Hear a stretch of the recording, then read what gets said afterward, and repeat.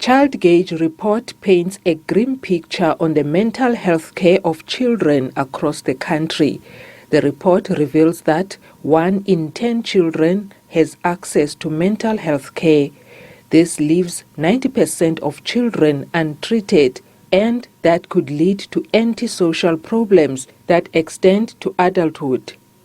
The Children Institute released its 16th publication last month. It also says COVID-19 worsened the mental health state of many children. So we know that for some children, they were relatively protected from COVID-19.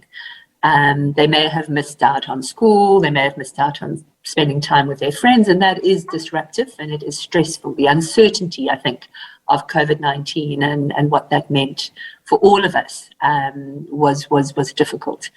But for some children, it had a very profound impact on income coming into the household. So we know that unemployment rose dramatically, hunger and food insecurity also rose during COVID-19, and that puts incredible pressure on families. It increases the risk of conflict, increases the risk of mental health.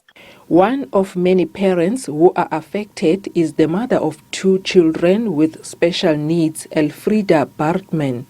Her daughter, who is now 12 years old, was only diagnosed with autism at the age of 5. Just know that there's no medication for autism. The medication is just for the comorbidities like anxiety that comes with autism. So the doctor put her on Risperdal. But now she became a little bit aggressive. I think it's because we acted immediately when we found out. We immediately started with therapy, speech therapy, occupational therapy, physiotherapy every week at Kimberley Hospital. And that is the key. A Kimberley-based psychiatrist says untreated trauma has detrimental effects on an individual. We also know from research from abroad that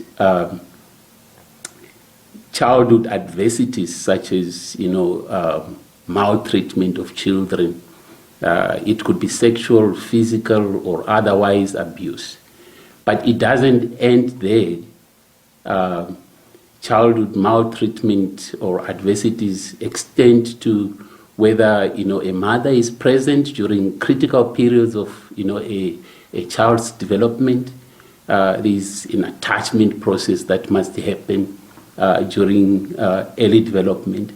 And when there are difficulties with attachment, you'll find that the child is you have an anxious child, sometimes externalizing behaviors, children with attention deficit and hyperactivity, intermittent explosive disorders, children who are impulsively aggressive, for instance, even into antisocial or conduct disorders, as we would coin it in child development.